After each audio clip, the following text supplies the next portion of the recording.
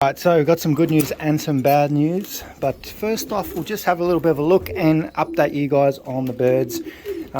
We got them all back in yesterday, which is really good. The last few just come in a little bit later in the afternoon, which is cool.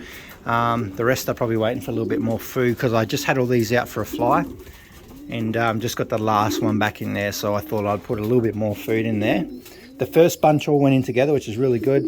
So pretty happy how these are going. Some are starting to fly a little bit. But I'll do a better video this weekend. I'll get them all out properly. So that's their second time out, which is really good. These guys are flying really well together. I can take that out. Just really trying to get them working now because I want these guys to teach these ones some good habits. These ones are doing pretty well. They're flying up high and trapping really quickly as well the last few times. So that's good news because there is quite a lot of younger ones in there. Come here. Come on.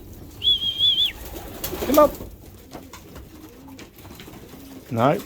But you notice how well these little ones are starting to respond to that whistle, which is fantastic. That's what I've really been trying to work on the last few days.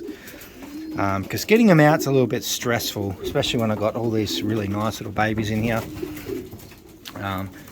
But things are looking good. Breeding is not as not as good as what I'd hope, but we're getting there. You know, one clutch at a time. I am having quite a few infertile eggs this season, which is really new to me. I can't say that I've changed anything. So I had to actually take 2 infertile eggs out of some nests last night when I candled them.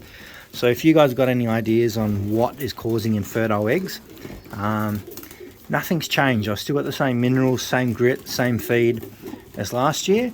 Just not sure what's happening there. So if you've got any, oh gosh, you're a bit rough, aren't you? Got any ideas, put those comments down below. Let's go and have a look at some good and some bad news.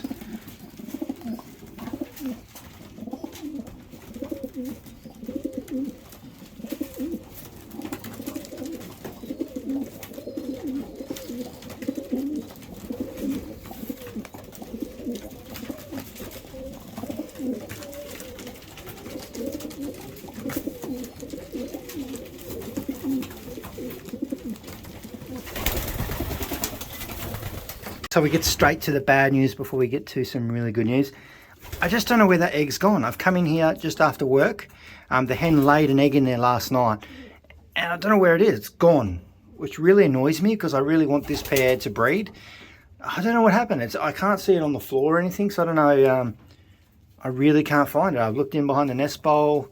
I just don't know what's going on. This year's it's proving to be reasonably difficult. But let's get to some good news because I've seen some little cracked eggs yesterday, and on the floor there's a couple of eggshells that are hatched eggshells, not broken ones. So we'll have a little bit of a look because our little special hen, she might have something here to show us. So if she calms down for a second, and look at those little fellas there. This is good. First round, this is her second round. So her first round, the eggs were in. One egg was infertile, I think. I can't remember, but we only ended up with one little chick. But it's really good to see that we're getting a few little babies out of this hen, because you can see like the build on her. She's a fantastic hen, and she flew pretty well. We didn't clock her, but she was with the clockbirds quite a few times. So hopefully we can produce something pretty special. So having a look, we'll have a bit of a quick look here. Won't disturb them too much, but yeah, I don't know what the colors are going to be in these little guys. It's hard to see yet if they're going to be some mealies or they're going to be blues, but we'll just have to wait and see. But look at that, she's a beautiful hen. It's very protective too, so hopefully she looks after these babies quite well. We might have to take that little race ring off her and just keep her flying around the loft and breeding some babies, because I feel like these babies are going to be pretty good for us this year. Good girl, you look after those little babies.